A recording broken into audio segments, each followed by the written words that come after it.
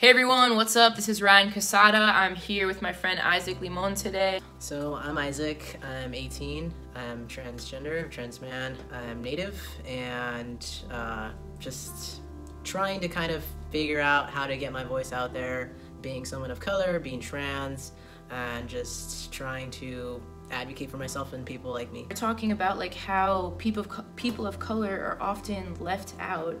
So can you speak a little bit about, maybe share some of your personal experiences with that, just about like in the big picture of the world, like how have you been left out as a person of color? There's been several kind of instances in like my community that I've seen. Every chance opportunity that I have to kind of get my name out there to raise some awareness for not only me but people like me, it always seems to get kind of, it never seems to get anywhere. There's never anything to propel it or to get my word out or anything like that. Many times I've been denied getting different scholarships, different just recognition in my own community that I've done so much for in the last 3 years I've been out. So it's been very hard to kind of get through that and still like being trans, because I don't really feel like I get very supported and encouraged not only by queer people but people who are trans as well. So you feel like it's like two things that people are pressing you for, being trans and also being a person of color. Yeah. It makes being trans just that much harder. Oh yeah. Do you see the division within the community, and how have you felt left out in specifically the trans mask community? I feel like there's like this huge divide between like, you know, being trans and then being white, and also being trans, being of color. I feel like there's just a lot of separation. We don't really feel like we're that type of trans. We don't, the way that we see trans people out there and how they're kind of like how they're shared through just in the media and in the public eye, they don't look anything like us. There's never a trans person that looks like how we do and how we were raised and stuff. There's never really that cultural identity that we can share. There's never that appearance relation there. There's really nothing. So it kind of sucks, because yeah, people know trans people, but the biggest trans people that you can name, like right off the bat, they don't look like me and they don't look like any of my friends that I know, and that really kind of sucks. Because can you say what they look like? Like what is the media focusing on?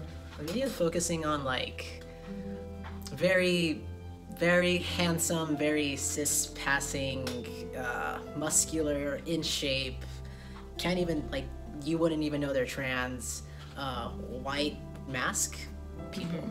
And it's very defeating to you when you're trans and you don't look like that. Because you want to see someone that looks like you, you know?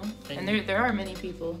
And you don't think that the way you're trans, you don't feel like you're trans enough, because when I came out, I didn't think I was trans enough. I was like, oh, I don't look like them. I can never kind of classify myself as trans because I don't look like your average, I guess, stereotypical trans person, and it really sucked. What could I do? What could someone that looks like me do to help not only people of color communities, but also trans people of color communities?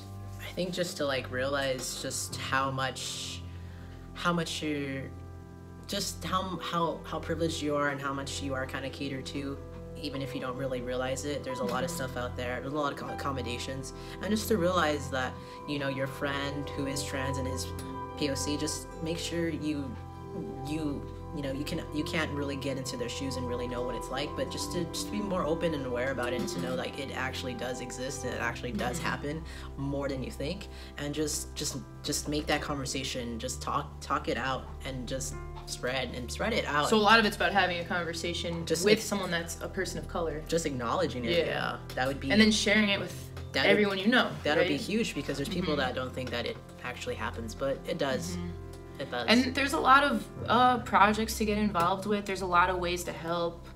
I mean, part of it's like calling people out that, you know, like if there's a magazine in the community, you know, like they make sure it's inclusive to everyone. Like we want accurate portrayals of the community, and the community is not all white cis-passing guys, you know? There's so many different people in this community, so like when you see just one certain image being portrayed over and over again, like say something. I think it's important to know that there's different ways of being queer, there's different ways of being trans, and it's totally okay to be the type of trans person you are, even if that means you are of color. that's even great. That's beautiful, and that should be kind of celebrated instead of hidden. So the fact that we're talking about this is a privilege within itself, and I'm glad that we can spread it out. Is there any specific ways that you could think of that people can get involved right now?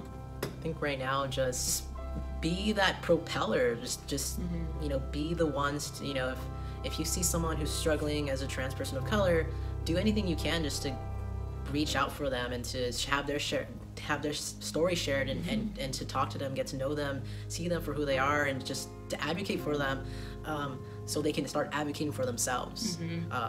Fortunately, we can't advocate for ourselves. There's really nothing out there to let us do that. We have to let other people advocate for ourselves. But just be that propeller, be that supportive, encouraging friend, and just get this talking. Yeah, spread the word. Is there anything else you want to say about yourself before we close this video? I think that's it. I think we're pretty good. Okay, cool. Thanks, dude. Peace, everyone. Have a great day. Bye.